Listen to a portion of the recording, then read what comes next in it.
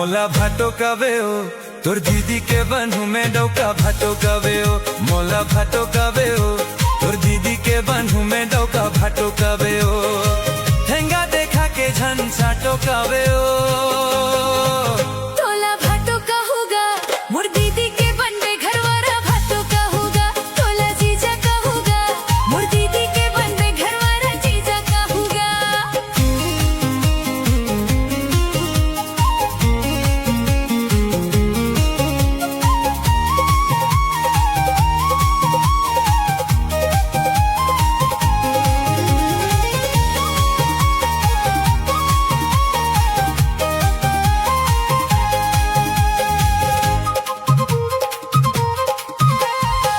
एक झन मोर सारी है सारी कुआरी है सारी के बहिनी मोर घर वाली है।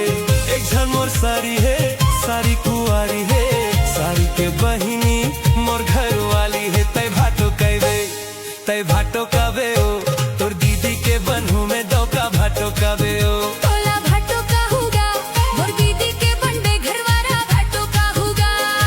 ठेंगा देखा के झन चाटो कावे ओ मोला भाटो कावे ओ तोर दीदी के बनहु में डौका भाटो कावे ओ तोला जीजा कहूगा मोर दीदी के बनबे घरवारा जीजा कहूगा।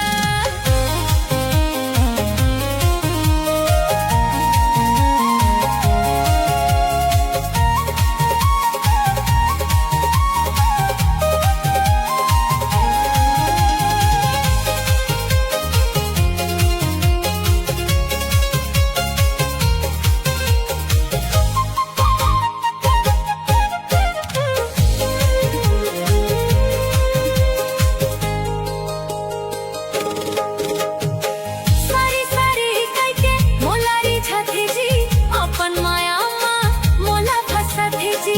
सारी सारी कहके मोलारी छथे जी अपन माया माँ मोला फंसथे जी। तै भाटो कहबे तै भाटो कावे ओ तोर दीदी के बनहु में डौका भाटो कावे ओ तोला भाटो कहूगा मोर दीदी के बनबे घरवारा भाटो कहूगा।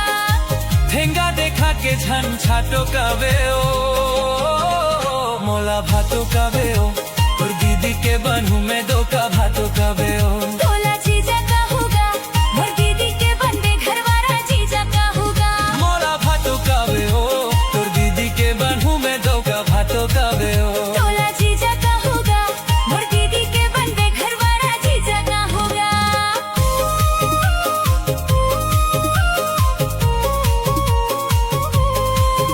मोला भाटो कावे ओ तोर दीदी के बनहु में डौका भाटो कावे